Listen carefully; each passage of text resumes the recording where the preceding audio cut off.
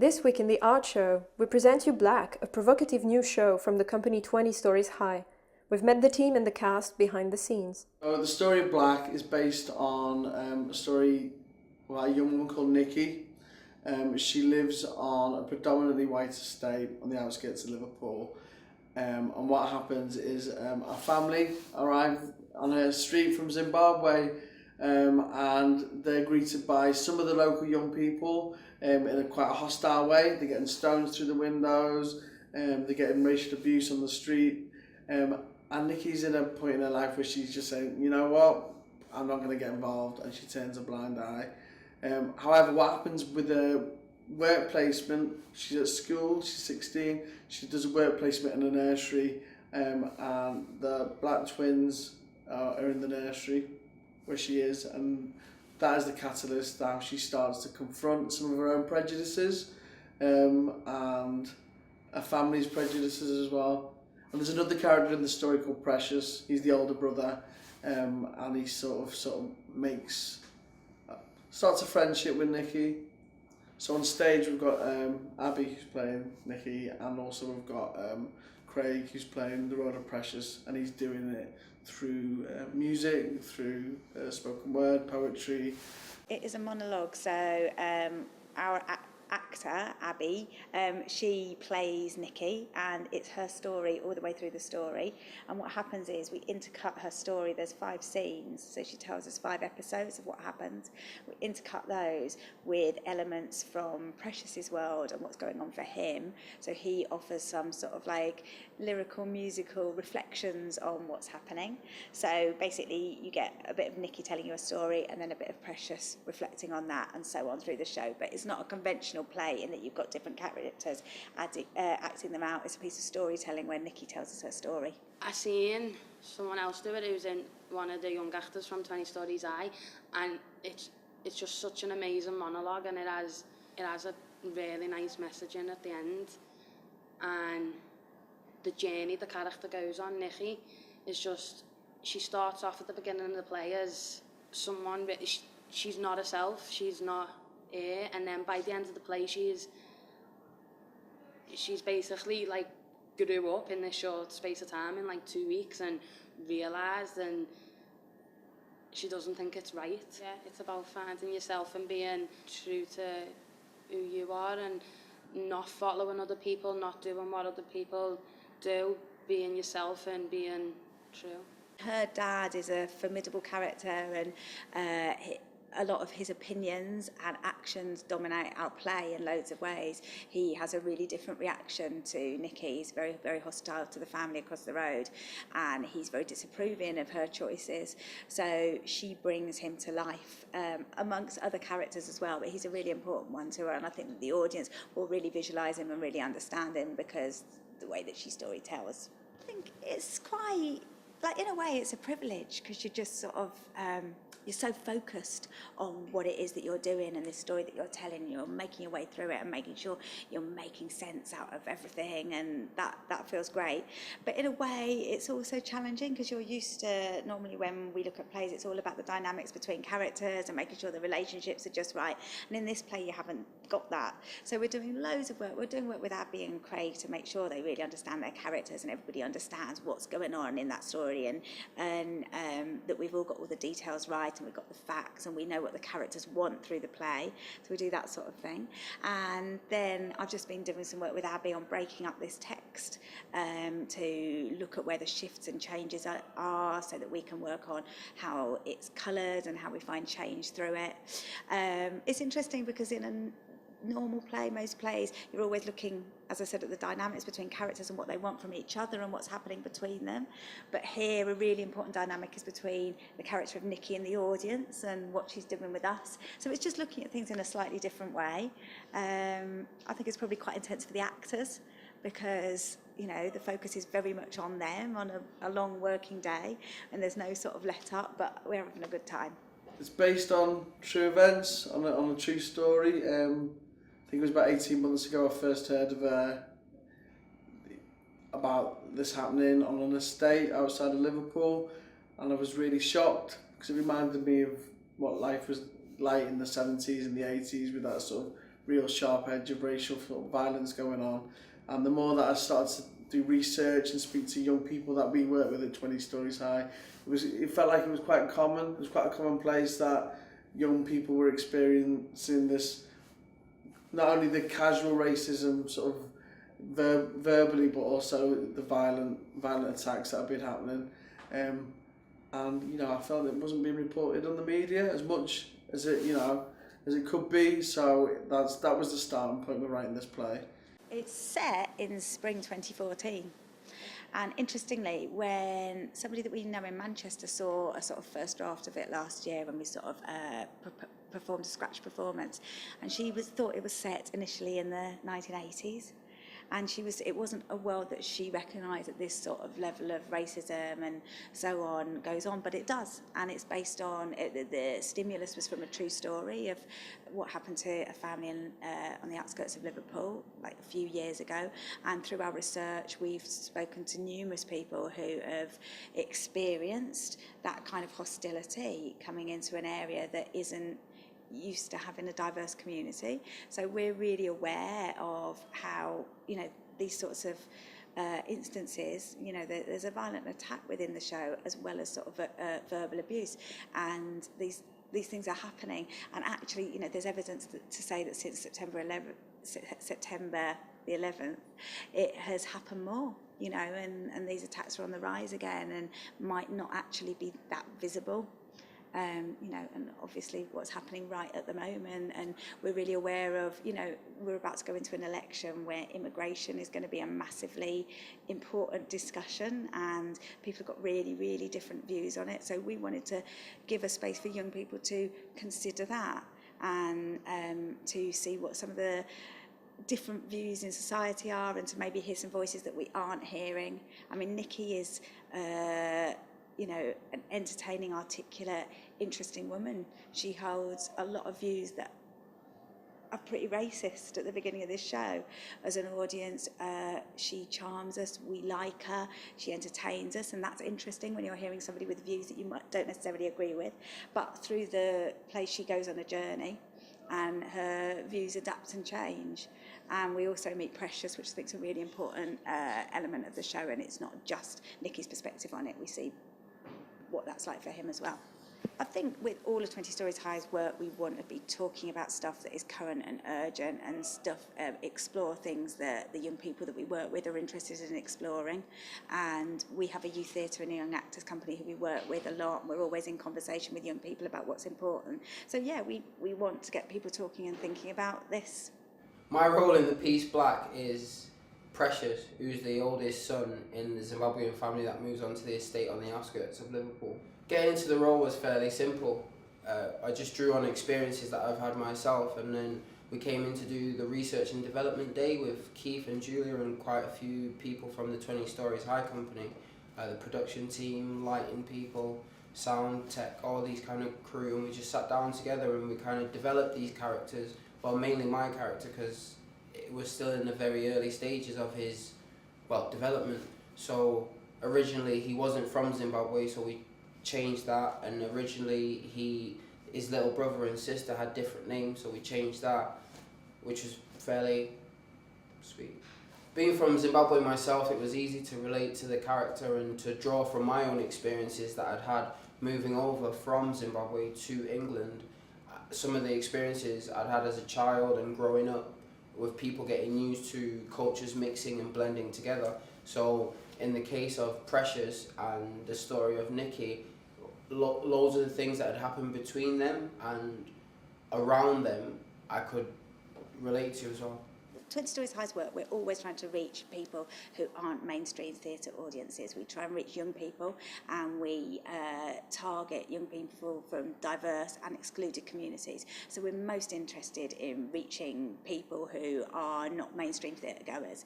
And so, you know, I think that young people from working class communities, whether that's really diverse communities from our inner cities where they will recognise this story in one way, or whether it's young people from white council estates where there's hardly any diversity, they'll recognise this story from another.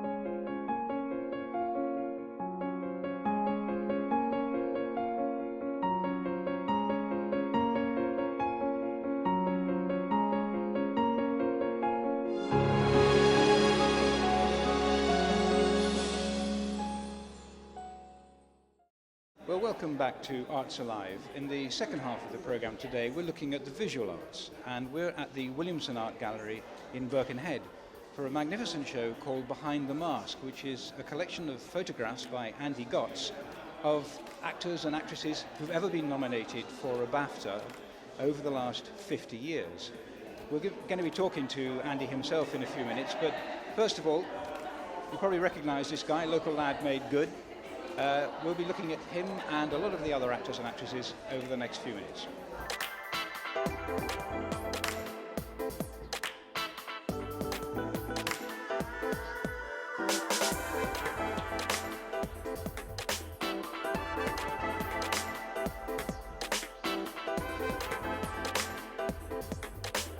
I only know them through, seeing them on the screen, and so a big part of my job is to try and, forget the characters that they are, and just try and see them as like a normal person.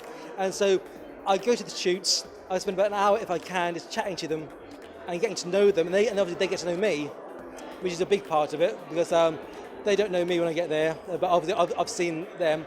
And so it's spending time with them, getting to know the characteristics, get a feel if they're in a good mood or a bad mood. Before the shoots, I always do research. So I know not to mimic anyone else's pictures, because that's a bit silly doing that. And also to try and see what pictures they've done already and see if I can spot their favourite poses and then not do those poses. So it's a lot of research. But I try to make them feel relaxed. And when I shoot, I have no assistants. There's no one with me. It's just me and the camera, and they like that. They like a very laid-back approach. So I think that's literally my technique, by just being me and not having an entourage.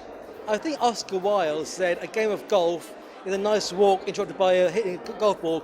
I see my work as a nice conversation interrupted by me going click. I have a conversation through the camera lens, talk about anything really, and then during the conversation sort of gauge the mood and then photograph during the conversation. It's like I've done a shot of Liza Minnelli, and she's in mid-hysterical laughter, and was told a very, very rude joke, and she burst into laughter, but I knew in my head I wanted this spontaneous laughter. So I have a rough idea what I want from these people. Mainly it's try to capture something differently, but mainly just try to make them relaxed. And in my pictures, they're all unretouched. I don't retouch photographs. I don't edit them in any way at all. So I need to get the best of them at the shoot and not in post-production. You have some people like Snowden who do elaborate sets. You have some people who do like a lovely landscape and drop the person in. To me, I see myself as I do facial studies. So I have a plain background, grey, white, black. So you concentrate just on the face. Normally it's head and shoulders, so it's a face study. So you can see every wrinkle, every pore, every hair, every blackhead, every cold sore. You can see every inch of the face. And so in 50, 100 years' time, you can look at my pictures and see that's exactly how that person looked like on that day. But I've never been a fan of colour ever. I mean, when I started in photography, so it was like 1989, my influences then were Bailey, Avedon, Karsh, and all these guys done very contrasty pictures in black and white. And also, not to put too fine a point on it, when you're a student, black and white film is cheaper when you're a student.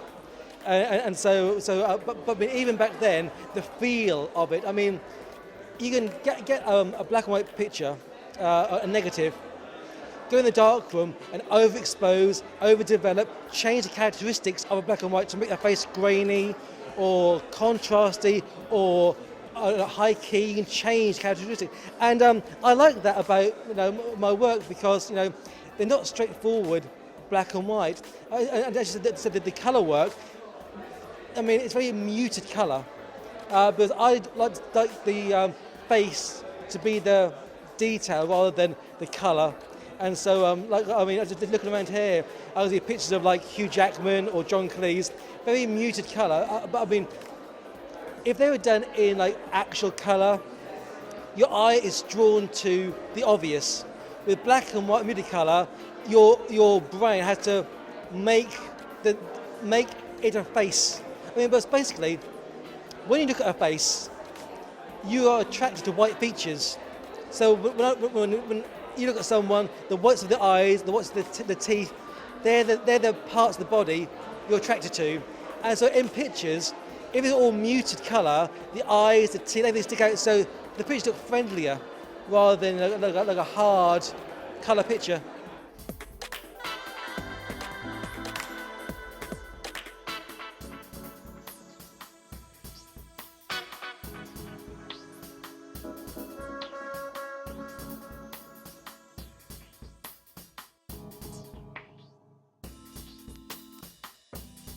Well, I'm with Colin Simpson, who's the curator of the Williamson, who's arranged this fantastic exhibition. Colin, was it a lot of work to get it here? Through contacts, it wasn't that difficult actually. It was a matter of sort of pulling a few strings, but it was a great coup. We were hoping to be able to be the first venue outside London to take it, but the Lowry nipped in just in front of us in Salford. But there is no other venue on Merseyside, I don't think, that would show this sort of exhibition and give it this sort of space. And so we're really pleased to be able to have it. It's really good because it helps to raise your profile as well. That's part of the reason for doing these things, because the Williamson has always been, I mean, hand on heart, in the sort of second division, if you like, of a second division in old money, not you know, I don't think in Premier League times.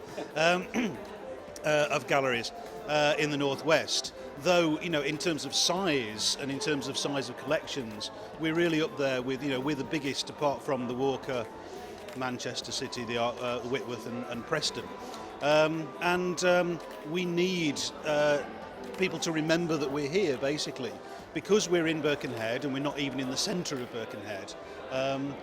Sometimes people need to be reminded just what a resource that there is here, because we have a fantastic building and a fantastic collection, and we really do some very exciting exhibitions. They're not always as high profile as this because they tend to be with local artists, but this is something that every now and then it's a really good thing to inject, to remind people that we can have a place on the national stage.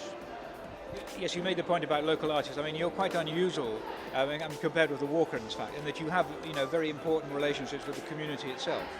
We do. I mean, the national museums that run the Walker have a position to maintain, and the Walker has a large collection of work by local artists, and they do work with local artists, but it's less now than it used to be, partly because I think the national tab gives them a lever to do things at a slightly higher level.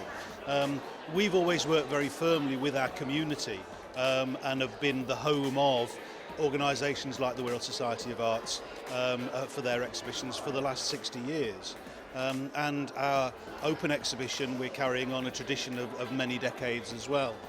And we believe that the bond with local artists and the local artistic community is really important to us. When you were talking to BAFTA about trying to get the exhibition here, what particular powers of persuasion do you think that you used to get them to say yes? Well, I wouldn't say it was pushing in an open door, but they are just very keen for their profile to be raised and to get things out of Piccadilly, which is where their office is, into the rest of the country, because people know the name of BAFTA once a year for the Film Awards, twice if they look at the Television Awards as well. And they don't think that BAFTA does anything else during the rest of the year. But in fact, they're a big charitable organisation. They are promoting development in all sorts of educational ways as well. And they want their name to be got out into the streets and around the country in the same way that we want the Williamsons to. So it's a perfect partnership, really. And now, having had this great blockbuster, are you hopeful of getting more in the future? Well, BAFTA are quite keen to build a relationship, so we may well be able to have another exhibition with them another time. And last year we had a big Henry Moore show and Richard Hamilton show, which were probably the biggest profile artists we've ever exhibited here. And so we're building that market, if you like, and trying to build our name at the same time.